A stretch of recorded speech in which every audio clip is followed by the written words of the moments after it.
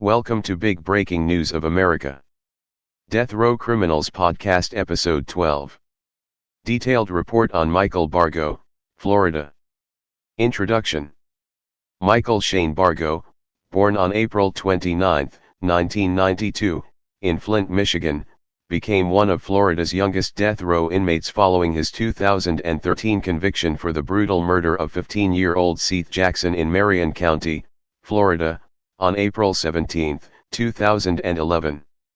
At age 18, Bargo orchestrated a murder-for-hire plot that shocked the community due to its gruesome nature and the youth of both the perpetrators and the victim.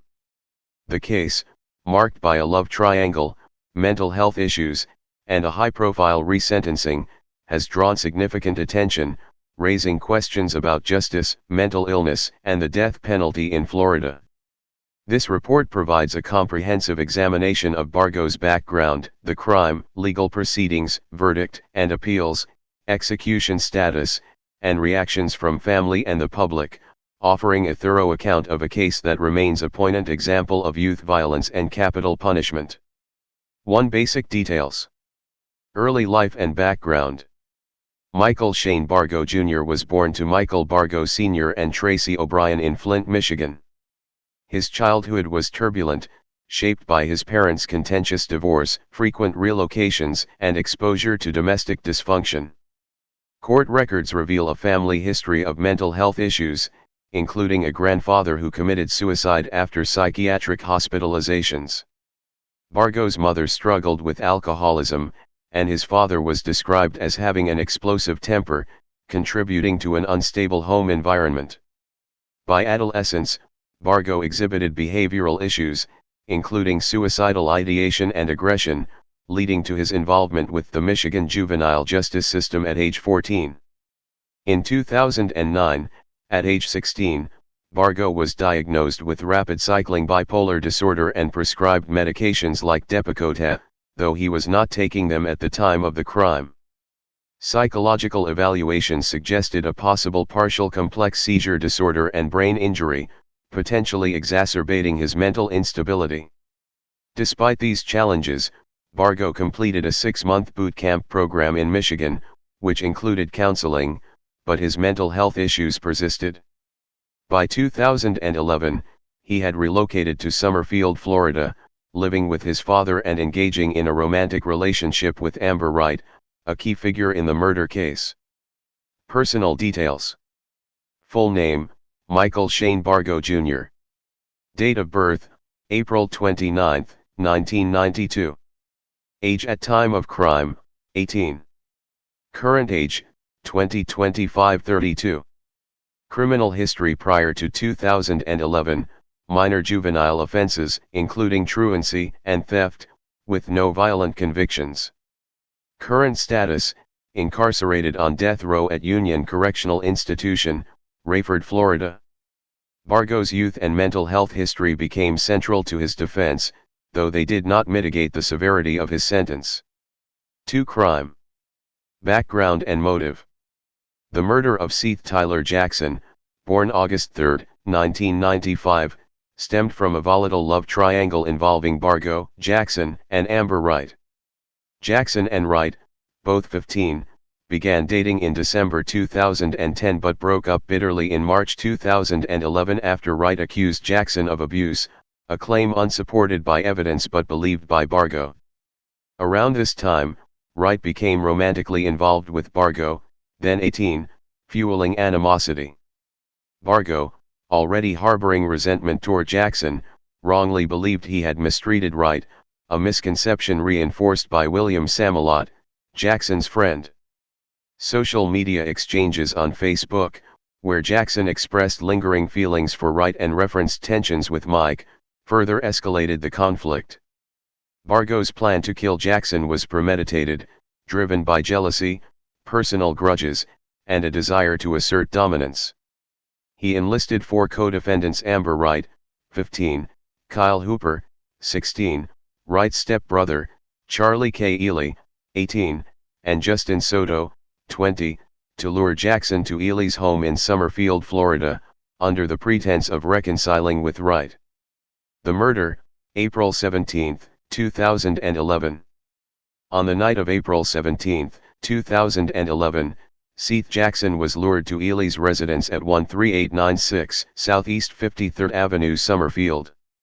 The group had planned the attack earlier that day, with Bargo directing the operation. According to court testimony, the sequence of events unfolded as follows. Luring the victim, Wright texted Jackson, inviting him to the house to talk, exploiting his lingering feelings. Jackson arrived around 9 p.m., unaware of the ambush awaiting him. Initial assault: as Jackson entered, Soto struck him with a wooden object, and Hooper joined in, beating him with fists and objects. Jackson attempted to flee but was restrained. Torture and shooting: Bargo, who had been waiting in the bathroom, emerged with a .22 caliber rifle. He shot Jackson multiple times in the legs and torso, intentionally keeping him alive to prolong his suffering. Testimony revealed Bargo cursed at Jackson, expressing hatred, and placed him in a bathtub while still conscious. Fatal shot: in the bathroom, Bargo fired a final shot into Jackson's face, killing him. Forensic evidence confirmed at least 8 bullet wounds, with the facial shot as the cause of death. Disposal of the body: the group stuffed Jackson's body into a sleeping bag, dragged it to a backyard fire pit, and burned it for hours. Bargo and Soto broke bones to fit the remains into 5-gallon paint buckets, which were then dumped into a water-filled lime rock quarry in Ocala. Ashes and bone fragments were scattered to conceal evidence. The crime was described as cold, calculated, and premeditated by prosecutors, with Bargo as the ringleader who orchestrated every phase, from planning to execution and cover-up. DNA evidence from blood on Ely's bathroom wall, kitchen ceiling, and living room floor, along with burned tissue from the fire pit, confirmed Jackson's death at the scene. Investigation and arrests. Jackson's disappearance was reported on April 18, 2011, by his mother, Sonia Jackson, prompting a swift investigation by the Marion County Sheriff's Office. Suspicion fell on Wright due to her recent contact with Jackson. Under questioning, Hooper confessed, detailing the group's plan and implicating Bargo as the shooter. Arrests followed on April 19 to 20, 2011. Michael Bargo, arrested in Stark, Florida, after fleeing to a friend's home. He discarded his cell phone to avoid tracking. Amber Wright, Kyle Hooper, Charlie Ely, Justin Soto, arrested in Summerfield, charged with first-degree murder. James Young Havens III, Wright and Hooper's stepfather, charged as an accessory but acquitted in 2013. Physical evidence, including blood, DNA, and bone fragments, corroborated Hooper's account, leading to charges against the group. Specific details. Date of crime: April 17, 2011. Location: Charlie Ely's residence, Summerfield, Marion County, Florida. Victim: Seth Tyler Jackson, age 15. Perpetrators: Michael Bargo, 18, Amber Wright, 15, Kyle Hooper, 16, Charlie Ely, 18, Justin Soto, 20. Method: beating, shooting, 8 bullets, burning, and dismemberment. Motive: jealousy, personal animosity, and a perceived slight from a love triangle. The crime's brutality, involving torture and desecration, made it one of Marion County's most notorious cases, amplified by the youth of all involved. 3. Trial. Pre-trial proceedings. The trial, State of Florida v. Michael Shane Bargo Jr., commenced in August 2013 at the Marion County Judicial Center in Ocala, presided over by Circuit Judge David Eddy. Bargo faced charges of first-degree murder with a firearm, a capital felony eligible for the death penalty. His co-defendants were tried separately to avoid prejudice, with Wright, Hooper, Ely, and Soto each receiving life sentences without parole by 2013. Due to intense media coverage, jury selection was rigorous, ensuring impartiality. Bargo's defense team, led by Charles Holloman and later Candace Hawthorne, faced challenges, including Bargo's insistence on controlling his defense. He clashed with attorneys, believing they misrepresented him, and briefly sought to represent himself, a request denied by Eddie. Guilt phase, August 2013. Prosecution's case. Assistant State Attorneys Amy Berndt and Robin Arnold presented a compelling case, relying on physical evidence, DNA, blood, bone fragments, co-defendant testimonies, and Bargo's own statements. Kyle Hooper, granted immunity for testifying, detailed Bargo's role as the planner and shooter, corroborated by forensic evidence linking Bargo's DNA to blood on the kitchen ceiling. The dash cam footage was absent, but text messages between Bargo and Wright planning the lure were introduced, alongside crime scene photos showing blood splatter and burn marks. Witnesses, including law enforcement and forensic analysts like Ronald Lai, confirmed Jackson's death and the group's efforts to destroy evidence. Defense's strategy. Holloman admitted Bargo's involvement but argued he was not the mastermind, pointing to Hooper as the shooter. Bargo testified twice on August 19, 2013, claiming he was absent during the initial attack and only arrived to find Jackson dead, a narrative contradicted by evidence. The defense highlighted Bargo's mental health issues, introducing his bipolar diagnosis and juvenile records to suggest diminished capacity, though this was not a formal insanity defense. Key testimony. Kyle Hooper described Bargo's orders to place Jackson in the bathtub alive, where Bargo shot him, emphasizing his leadership. Michael Bargo claimed Hooper stole his gun and killed Jackson, portraying himself as a bystander. His testimony was deemed inconsistent and self-serving. Dr. Robert Burland, defense psychologist, testified to Bargo's schizoaffective disorder and possible brain injury, suggesting impaired judgment. Dr. William Pritchard, state expert, countered that Bargo's mental issues did not impair his ability to understand the criminality of his actions. Verdict. On August 19, 2013, after less than 3 hours, the jury convicted Bargo of first-degree murder with a firearm, finding him guilty as the primary orchestrator. Penalty phase, August, December 2013. Prosecution's argument. Berndt and Arnold sought death, citing two aggravating factors: the murder was heinous, atrocious, or cruel, HAC, and cold, calculated, and premeditated, CCP. They emphasized the torture, multiple shots, and disposal of Jackson's body as evidence of extreme cruelty.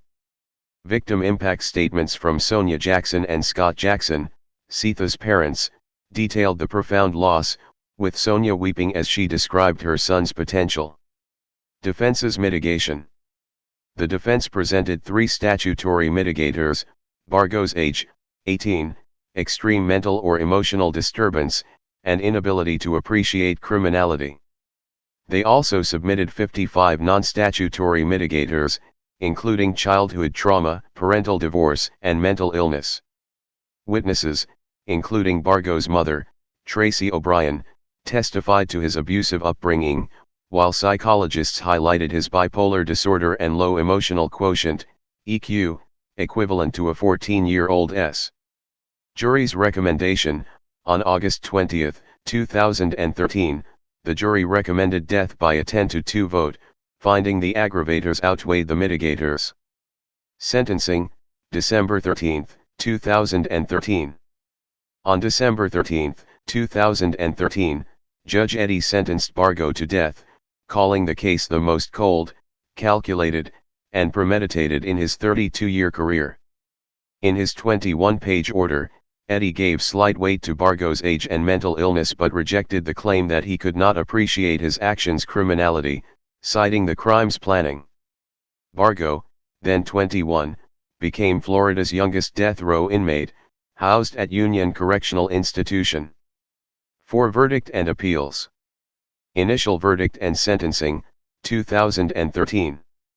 The 2013 conviction and death sentence marked Bargo as a high-profile death row inmate, with 404 others in Florida at the time. The non-unanimous jury recommendation, 10-2, aligned with Florida law but set the stage for future legal challenges. Appeals and resentencing, 2016 to 2019. Hurst v. Florida, 2016. In January 2016, the U.S. Supreme Court ruled in Hurst v. Florida that Florida's death penalty process, allowing non-unanimous jury recommendations, violated the Sixth Amendment. Florida revised its law to require unanimous votes, impacting Bargo's case. On June 29, 2017, the Florida Supreme Court vacated Bargo's death sentence, affirming his conviction but ordering a new penalty phase due to the 10-2 vote. Resentencing trial, April 2019. The resentencing began on April 3, 2019, before Circuit Judge Anthony Taddy. Prosecutors Amy Berndt and Robin Arnold reiterated the HAC and CCP aggravators, detailing Bargo's role as the ringleader. Defense attorneys Candace Hawthorne and Brenda Smith emphasized Bargo's mental health, calling experts like Dr. Micah Johnson, who linked his behavior to childhood trauma, and Dr. Gregory Eisenstein, who described Bargo's brain as immature and prone to depression. The state countered with Dr. William Pritchard, who argued Bargo's disorders did not impair his decision-making, citing his calculated actions. On April 9, 2019, after 5 hours, the jury unanimously recommended death, finding the aggravators HAC and CCP outweighed the mitigators. Resentencing outcome. On September 12, 2019, Judge Taddy imposed a second death sentence, issuing a 31-page order detailing the unanimous jury's findings and rejecting defense claims of inadequate mental health consideration. Bargo showed little reaction, whispering to his father before being returned to prison. Florida Supreme Court Appeal, 2021.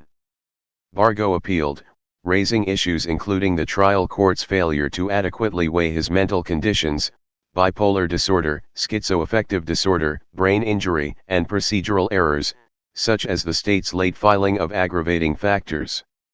On June 24, 2021, the Florida Supreme Court upheld the death sentence in a 6-1 decision, with Chief Justice Charles Canady and Justices Ricky Polston, Alan Lawson, Carlos Muniz, John Curiel, and Jamie Groshans rejecting the appeal. They found the trial court's assessment of Bargo's mental health reasonable, noting no evidence linked his disorders to the crime's causation, Justice Jorge Labarga dissented, advocating for a comparative proportionality review to weigh aggravators against mitigators, citing Bargo's youth and mental health. Current status, 2025. As of May 19, 2025, Michael Bargo, age 32, remains on death row at Union Correctional Institution. No further appeals have been reported since 2021, and his sentence appears stable under Florida's current unanimous jury requirement. The case is among 8 death row cases from Marion County, with Florida holding approximately 300 death row inmates statewide. 5. Execution status. Florida's death penalty process. Florida has executed 107 inmates since reinstating the death penalty in 1976, with 6 in 2024, reflecting Governor Ron DeSantis's push for swift executions. The state uses lethal injection with a 3-drug protocol: etomidate, rocuronium bromide, potassium acetate, administered at Florida State Prison in Stark. Death row inmates, like Bargo, are housed at Union Correctional Institution or, for women, Lowell Correctional Institution. The process involves death warrant, signed by the governor once appeals are exhausted, scheduling execution within 30 days. Death watch, inmates are moved to a special cell 48 hours prior, allowed a last meal and limited visitation. Execution, conducted in a chamber with witnesses, including media and victims' families. Bargo's execution outlook. No execution date has been set for Bargo as of May 19, 2025. The 2021 Florida Supreme Court ruling exhausted his direct appeal, but post-conviction motions, example habeas corpus, could delay execution for years. Florida's average time from sentencing to execution is 15 to 20 years, and Bargo, sentenced in 2019, resentencing, is likely a decade or more from a death warrant. His youth and mental health arguments may fuel further legal challenges, though their success is uncertain given prior rejections. 6 Family reactions. Seth Jackson's family. Sonia Jackson, mother. Sonia was a constant presence at Bargo's trials, visibly emotional during testimony about her son's death. After the 2019 resentencing, she expressed relief off camera, stating Bargo deserved death but lamenting the loss for another parent. She declined public comments post-2019, focusing on closure. During the 2013 penalty phase, Sonia's victim impact statement described Seth as a vibrant teen with dreams of becoming a veterinarian, underscoring the family's devastation. Scott Jackson, father. Scott attended hearings, supporting Sonia. He declined to comment publicly but was noted for comforting his wife during the 2013 sentencing, where relatives sobbed as Eddie pronounced death. Impact. The Jacksons sought justice while grappling with grief, balancing satisfaction with the death sentence against the pain of reliving Seth's murder through trials. Michael Bargo's family. Michael Bargo Sr., father. A regular attendee at court, Michael Sr. was visibly distraught during the 2019 resentencing, watching as his son was fingerprinted post-sentencing. In 2013, he called out, "I love you, son," as Bargo was led away in handcuffs. He testified in 2019 about memory issues due to medication, limiting his ability to recall post-murder events. Despite his support, Michael Sr. declined media comments, reflecting a desire for privacy amid the case's publicity. Tracy O'Brien, mother. O'Brien testified in 2013 about Bargo's troubled childhood, detailing her alcoholism and the family's dysfunction. She described Bargo's exposure to domestic strife and mental health struggles, hoping to mitigate his sentence. Her testimony was emotional, but its impact was limited by the jury's focus on the crime's brutality. Impact. Bargo's family, particularly his parents, expressed love and support, advocating for life imprisonment over death. They emphasized his mental illness and youth, aligning with defense efforts, but faced public scrutiny for defending a convicted murderer. 7 Public reaction. Initial outrage, 2011 to 2013. The murder of Seth Jackson horrified Marion County, a relatively quiet region unaccustomed to such gruesome crimes. The case dominated local media, with outlets like the Ocala Star-Banner and Orlando Sentinel detailing the crime's brutality. National coverage by the Daily Mail and Court TV amplified its reach, framing it as a cautionary tale of youth violence and toxic relationships. Community vigils in Summerfield honored Jackson, with friends emphasizing his undeserved fate. The 2013 conviction and death sentence were widely supported, seen as just retribution for a heinous act. Public sentiment focused on Bargo's role as the ringleader, with many dismissing his mental health claims as insufficient to excuse the crime's premeditation. Evolving sentiment, 2017 to 2025. The 2017 resentencing order, prompted by Hearst v. Florida, sparked debate about Florida's death penalty laws. A 2016 investigation by the Village's Daily Sun, titled "Redefining Justice," highlighted Florida's lenient capital punishment standards, noting Bargo's 10-2 jury vote as an example of non-unanimous sentencing. This fueled calls for reform, with some advocating for unanimous jury requirements to ensure fairness. The 2019 resentencing and 2021 appeal affirmation reignited public interest. While most supported the death penalty, a minority evidenced by a 2021 Change.org petition with over 1,000 signatures called for clemency, citing Bargo's mental illness and youth. The petition, initiated by a German supporter who discovered Bargo on writeaprisoner.com, argued that his bipolar disorder and brain injury warranted life imprisonment, not execution. However, this view remained fringe, overshadowed by the crime's brutality. Social media discussions on platforms like X reflect polarized views. Some demand swift execution, frustrated by delays, while others question the morality of executing a mentally ill young adult. The case also prompted broader conversations about juvenile justice, as all perpetrators were under 21, and mental health treatment in the justice system. Legislative and social impact. Bargo's case contributed to Florida's 2016 death penalty reform, requiring unanimous jury votes, a direct response to Hearst. It also highlighted the challenges of prosecuting young offenders with mental health issues, though Bargo's death sentence suggests limited public sympathy for such arguments in extreme cases. 8. Conclusion.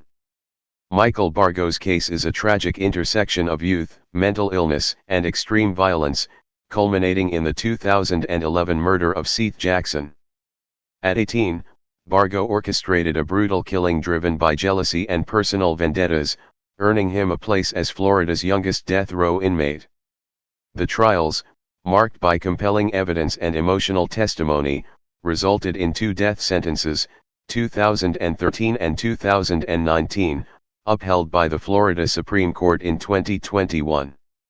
As of May 19, 2025, Bargo awaits execution, with no date set, facing a lengthy appeals process. The Jacksons found solace in the verdict but mourn their son, while Bargo's family clings to hope for clemency, citing his troubled past.